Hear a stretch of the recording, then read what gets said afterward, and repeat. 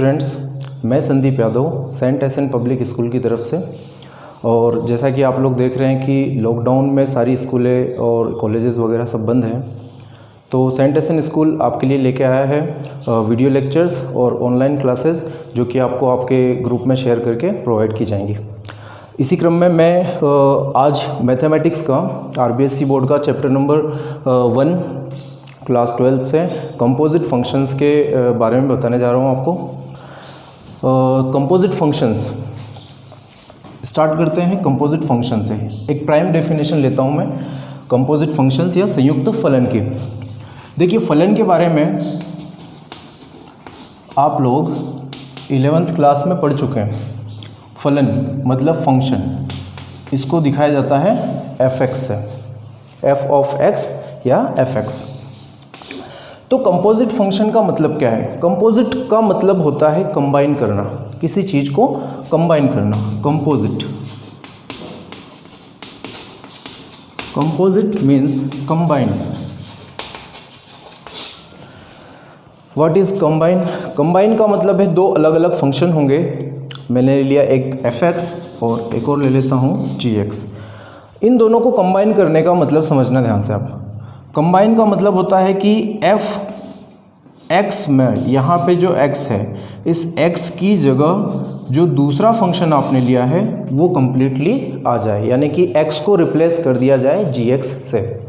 तो इसे बोलते हैं कंपोजिट करना या कंपोजिट ऑफ फंक्शंस। इसे पढ़ेंगे f of gx, या इसे FOG भी बोला जाता है। FOG जनरली यहाँ FOGX होता है, तो FOG या फॉग। तो ये होता है बेसिकली कंपोजिशन का मतलब, कि आप किसी भी एक फंक्शन के अंदर जो उसका डोमेन का एलिमेंट है x, उस एलिमेंट को किसी दूसरे फंक्शन से कम्प्लीटली रिप्लेस कर दें। तो ये कम्प्लीटली रिप्लेस कर देंगे तो ये कुछ इस तरीके से बनेगा FOG, या चाहे तो ये GOF भी बन सकता है अगर आप g के x में आप fx को रिप्लेस कर रहे हो। GFX इसे बोलते हैं GOF, GOF(x). ठीक है, तो ये एक बेसिक चीज़ है संयुक्त फलन या कंपोजिट फंक्शंस की। ठीक है, फॉग और GOF। तो इस पूरे चैप्टर में हम लोग इसी के बारे में स्टडी करेंगे, GOF एंड FOG के बारे में। तो देखिए, f of gx या FOG ये होता है संयुक्त फलन या कंपोजिट फंक्शन। अब हम लोग ये बात करेंगे कि इसे फाइंड कैसे किया जाए, इसे निकाला कैसे जाए। देखिए, मैं इसे एक छोटा सा एग्जांपल लेके समझाता हूँ आपको। सपोज कीजिए मेरे पास fx एक फलन है, एक फंक्शन है sin x, और gx जो है एक दूसरा फलन है, दूसरा फंक्शन x²। इजी फंक्शन है, छोटे से sin x एंड x²। तो मुझे अगर FOG फाइंड करना है, FOG फाइंड करना है, तो समझिए आपको ये चीज़ याद रखना बहुत ज़रूरी है कि FOG को लिखा जाता है f of gx। कहने का मतलब है कि जहाँ पर x था, fx में जहाँ पर x था उस जगह अब आ चुका है gx। तो देखिए, पहले FOG निकालना है तो सबसे पहले f लिखना होगा, f। तो f वाला फंक्शन है आपका sin,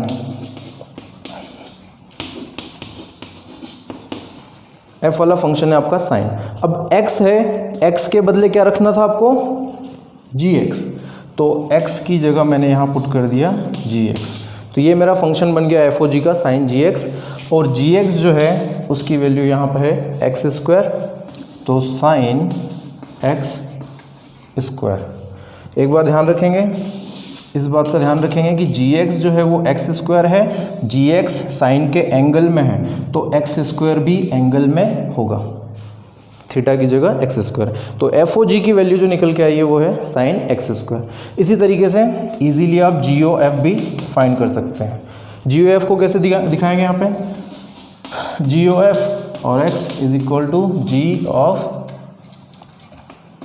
fx, यानी जहाँ पर x था g में जहाँ पर x था वहाँ पर आ जाएगा fx।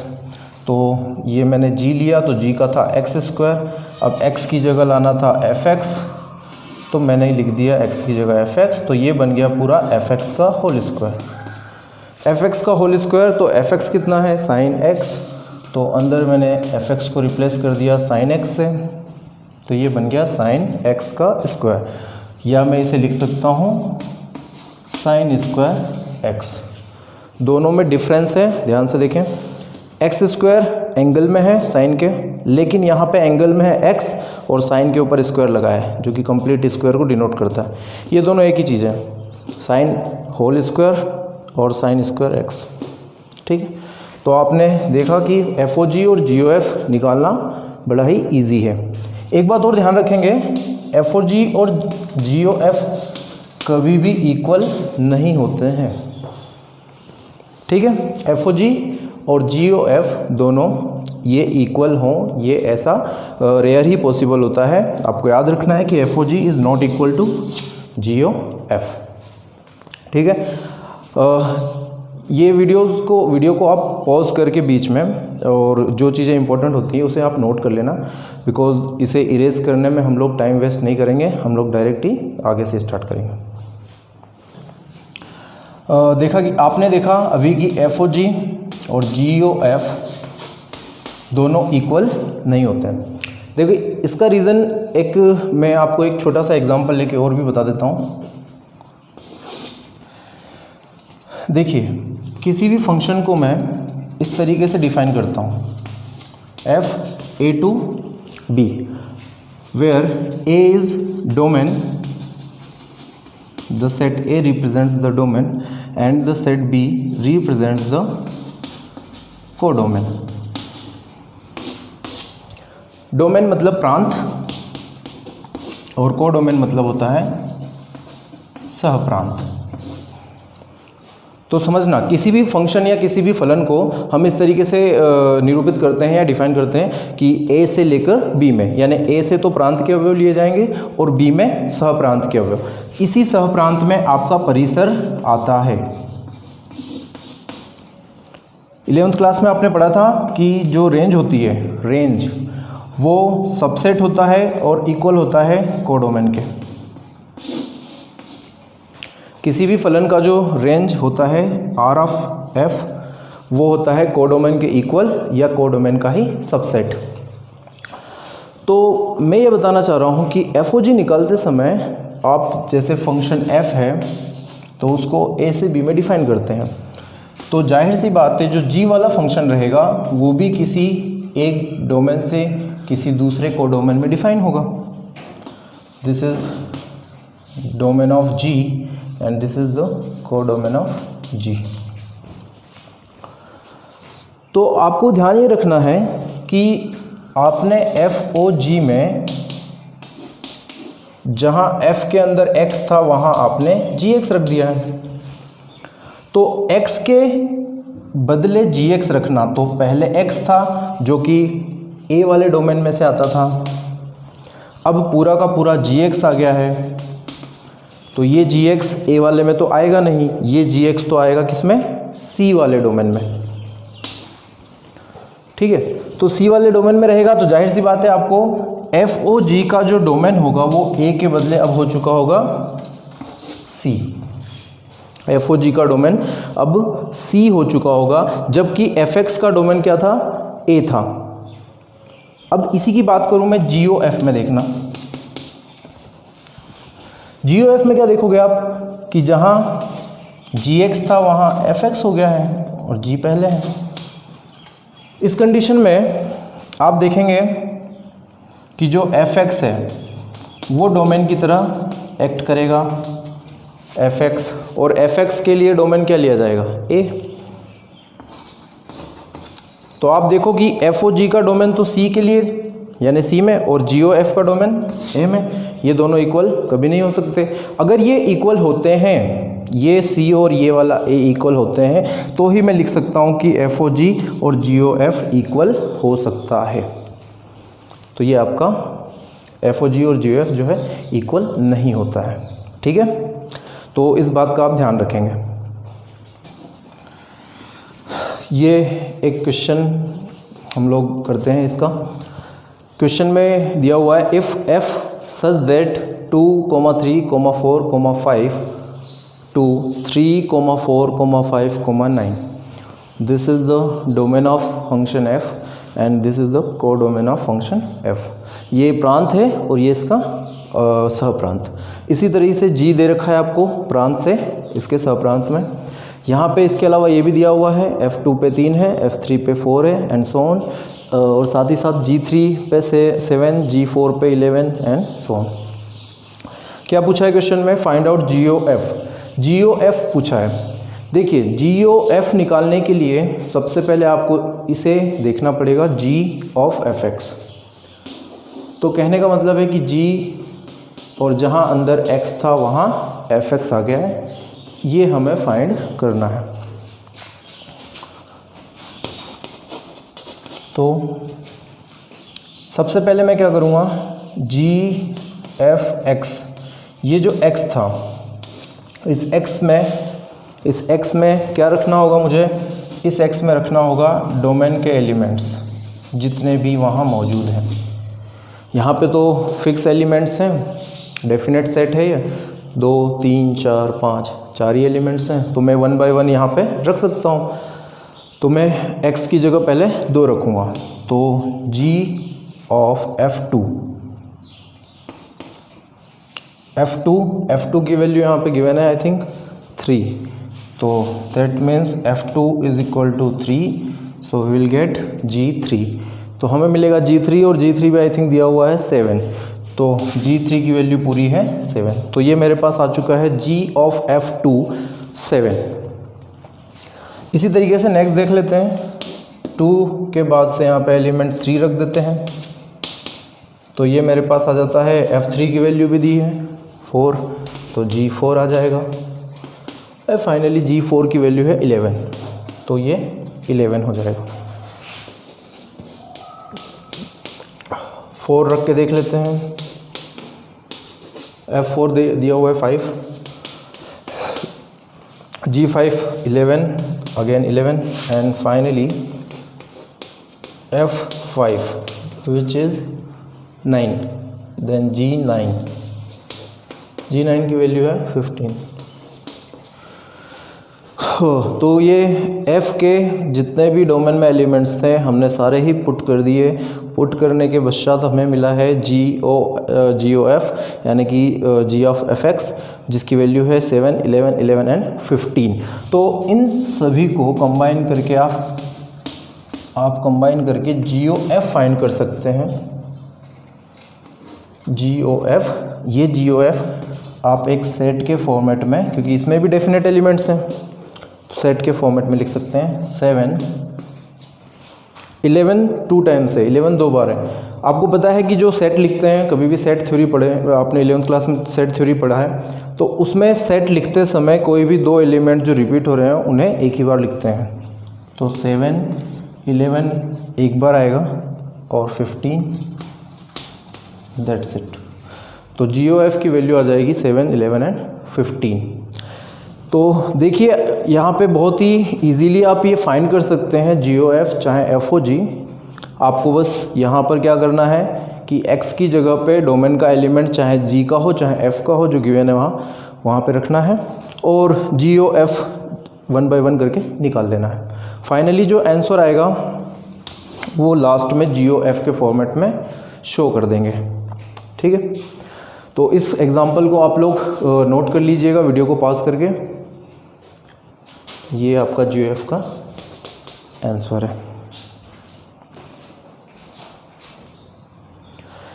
एक चीज़ इस क्वेश्चन में आप देखिए, जी ओ एफ तो आपका आ गया है 7, 11, 15, बट आपने ये नोटिस किया कि जो जी ओ एफ फाइंड करते समय हम लोग x की वैल्यू जो पुट कर रहे हैं वो x की वैल्यू इस जी ओ एफ के लिए क्या बन जाएगा, इस जी ओ एफ के लिए x की वैल्यू बन जाएगी डोमेन। तो जी ओ एफ का डोमेन जो है वो कहाँ से ले रहे हैं हम लोग, जी ओ एफ का डोमेन जो है वो ले रहे हैं f वाले डोमेन से, एफ एक्स के डोमेन से, यानी एफ एक्स के प्रांत से। तो जी ओ एफ का जो प्रांत होगा वो एफ एक्स का यानी अंदर वाले का प्रांत होता है, और आंसर जो आ रहा है जो आपका GOF निकालने के बाद जो फाइनल आंसर आ रहा है वो आंसर ऐसा नहीं लग रहा है कि आपका ये जो G के अंदर जो कोडोमेन है वहाँ आ रहा है, बिल्कुल।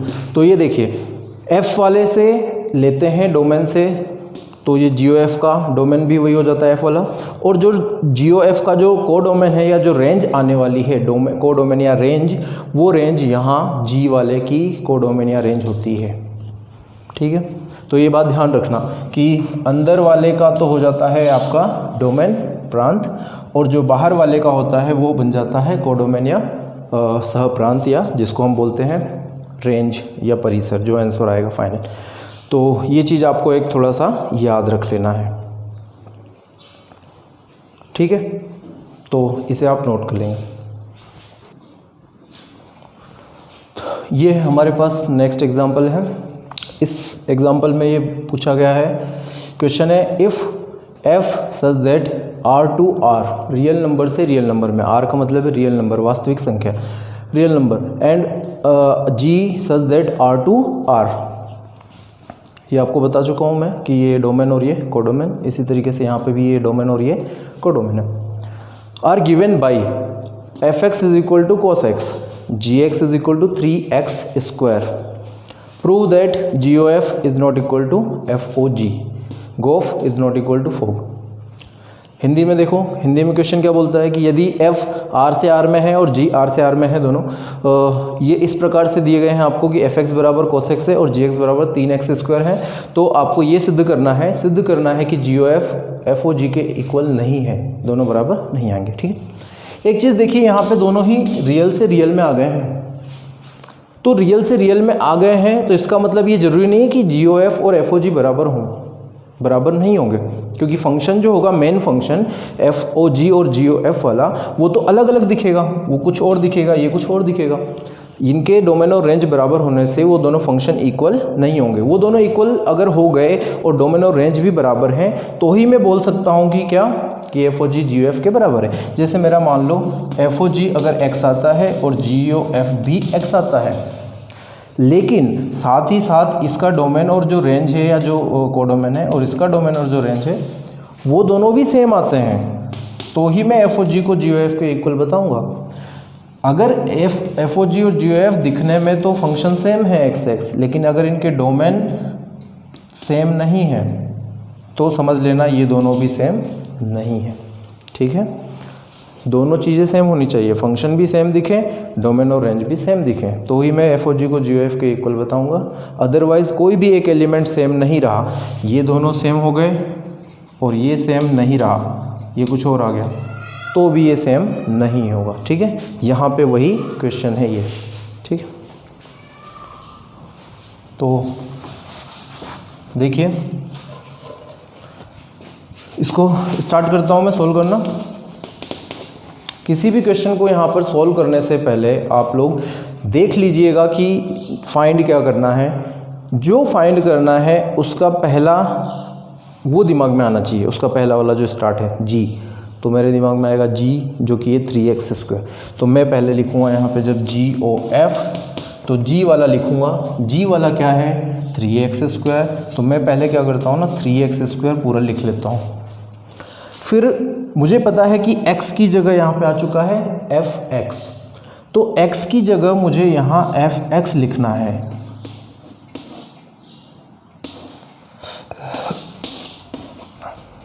देखिए मैंने क्या किया, फिर से देखिएगा,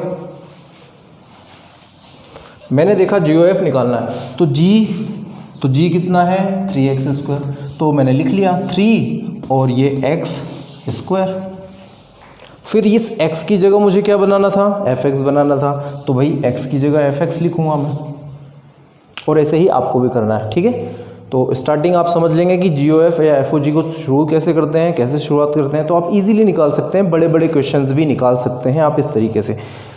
तो यहाँ पे fx जो है वो रख देता हूँ, fx है कितना cos x, तो 3 fx की जगह रखूँगा cos x, तो ये आ गया cos x, ऊपर है स्क्वायर। फाइनल आंसर जो है वो बन जाएगा 3 cos स्क्वायर x। ये GOF की बात हो गई। FOG की बात करता हूँ। देखिए मैं यहाँ पे डोमेन और रेंज जो कि यहाँ पे सेम है, इसीलिए मैं इसकी बात करूँगा ही नहीं। यहाँ पे ये कहानी हम लोग देखेंगे ही नहीं, क्योंकि सब कुछ सेम ही है, तो इसलिए इसके बारे में डिस्कस नहीं करूँगा। यहाँ पे सीधे ही FOG और GOF के बारे में डिस्कस करेंगे हम लोग, क्योंकि ये तो ऑब्वियसली सेम ही है। यहाँ पे देखते हैं FOG निकालने के लिए, तो FOG तो पहले F देखना है, F कितना है cos x, तो F cos में है, अंदर x के बदले क्या लिखना था gx, तो मैंने लिख दिया gx, तो ये बन गया cos gx। आपको पता है gx कितना है, तो gx देखिए क्वेश्चन में 3x², तो अंदर एंगल में आ जाएगा 3x², ये बन गया cos 3x²। तो ज़रा ध्यान से देखो कि GOF जो है वो आता है 3 आगे cos² x, और यहाँ FOG क्या आता है, FOG आता है cos 3x²। दोनों सेम नहीं है, दोनों इक्वल नहीं दिख रहे हैं, so I can write it FOG is not equal to GOF is not equal to FOG, जो हमें प्रूफ करना था। फाइनली आप लिख सकते हो हैंस प्रूव्ड इति सिद्धम।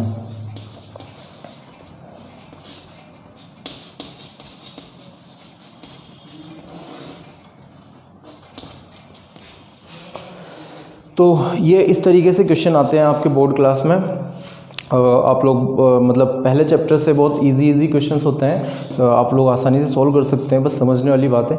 तो इसे आप आराम से नोट कर लीजिए, समझ लीजिए। ये देखिए नेक्स्ट क्वेश्चन है, एक क्वेश्चन और लेते हैं ताकि आपको बढ़िया तरीके से समझ में आ जाइए। ये क्वेश्चन बोलता है show that FOG is equal to IA।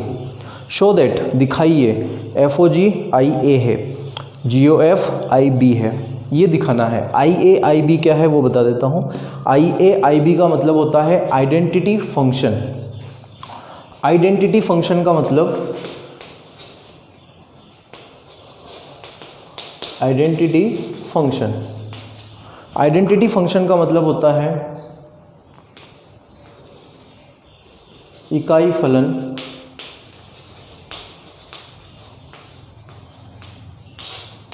फलन या तत्सम फलन।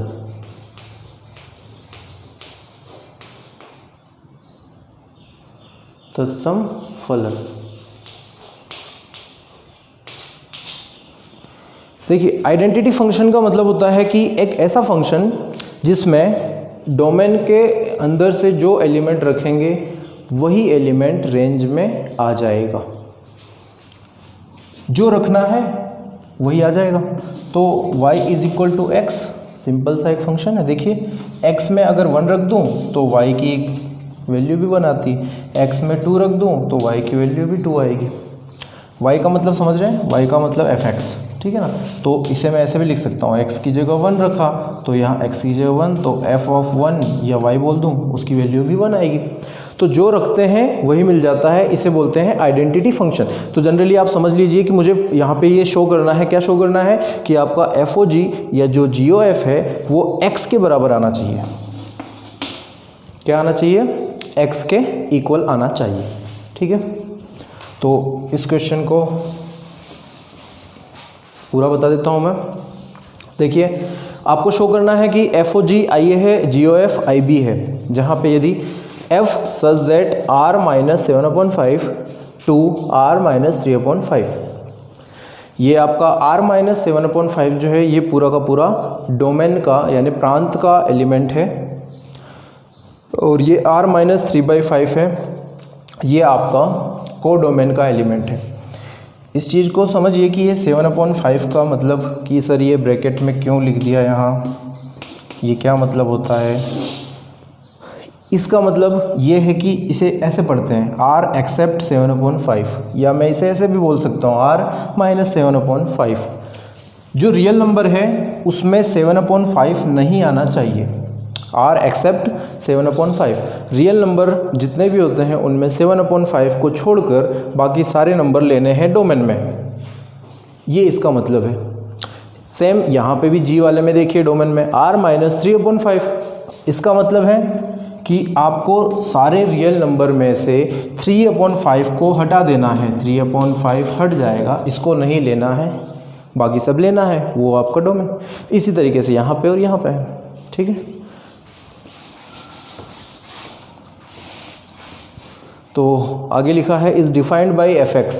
f जिसका डोमेन आपको दे रखा है, जिसका कोडोमेन दे रखा है, उसका फंक्शन जो है वो है 3x + 4/5x - 7, और जो g है जिसका डोमेन और कोडोमेन इस तरीके से है वो दे रखा है आपको gx 7x + 4/5x - 3।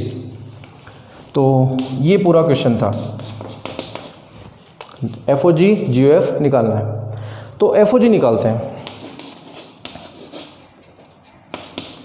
FOG निकालते हैं।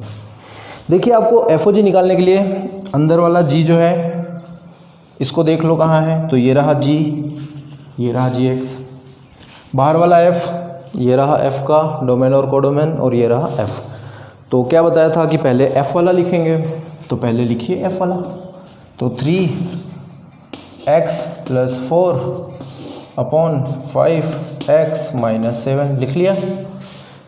और क्या बताया था कि x की जगह gx लिखना है, तो x हटाकर इसकी जगह gx लिखना होगा। आप लोग पहले से ही अपना माइंड मैप तैयार कर लेना कि मुझे FOG निकालना है, तो f में जहाँ जहाँ x है वहाँ g लिखना था। तो आप लोग लिखते समय सीधे ही 3gx + 4/5gx - 7 लिखेंगे, क्योंकि मैंने तो बोर्ड पर ऐसे मिटा दिया और अपने आप को करेक्ट कर लिया, लेकिन आप लोग वहाँ पर काटापीटी होगी और आप लोग करेक्ट नहीं कर पाओगे, इसलिए आपको डायरेक्ट ही लिख देना है, पहले ही सोच लेना है कि यहाँ gx आने वाला है, क्योंकि FOG निकाल रहे हैं। सो gx रख दो, यहाँ पे इतना करने के बाद आपको gx रख देना है,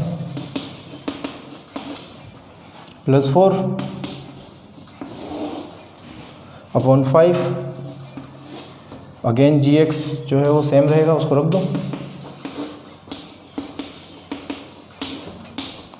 -7।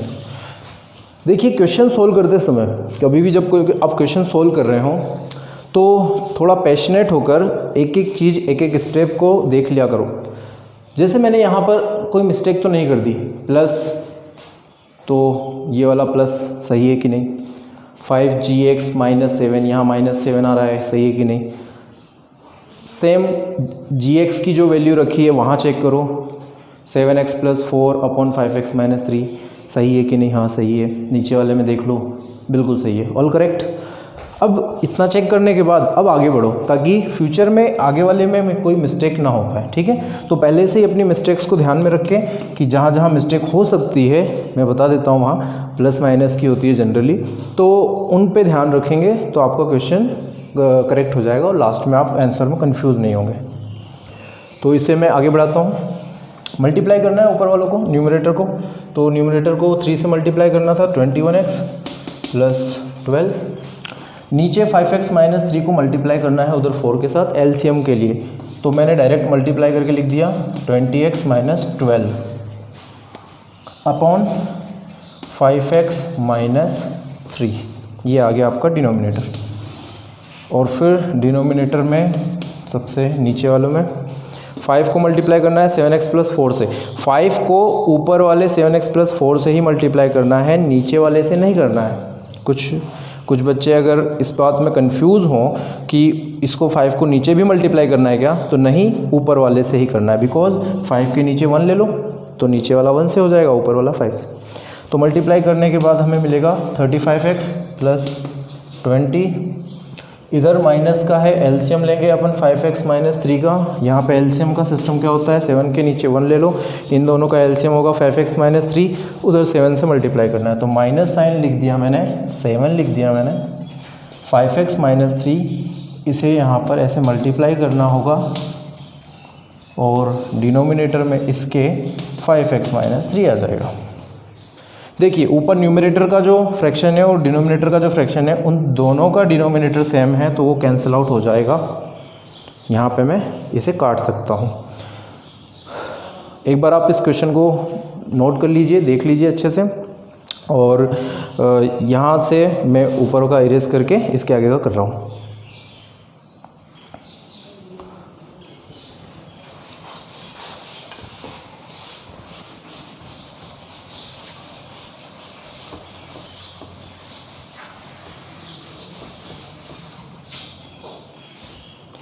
देखिए इसे मैं यहाँ पे लिख लेता हूँ FOG। तो यहाँ तक, यहाँ से लेता हूँ 21x, जोड़ लेते हैं ताकि ज़्यादा लेंदी ना हो। 21x 20x 41x, 12 से 12 हो चुका है कैंसिल। नीचे इसमें देखिए 35x, इधर -7 5 35x आएगा, तो 35x plus 20 minus 35x minus minus plus 7 3 21, फिर से 35x से 35x cancel, 41x divided by 20 plus 21 again 41, ये दोनों कैंसिल हो गए और आपके पास बच गया x। तो FOG देखिए, FOG की वैल्यू आ चुकी है x, जैसा कि आपको बताया था आइडेंटिटी फंक्शन होता है x, तो FOG तो आ चुका है x। अब बात करेंगे हम लोग GOF फाइंड करने की। तो GOF फाइंड करने के लिए मैं GOF में आपका GOF के लिए मुझे G एंड FX ये दोनों चाहिए।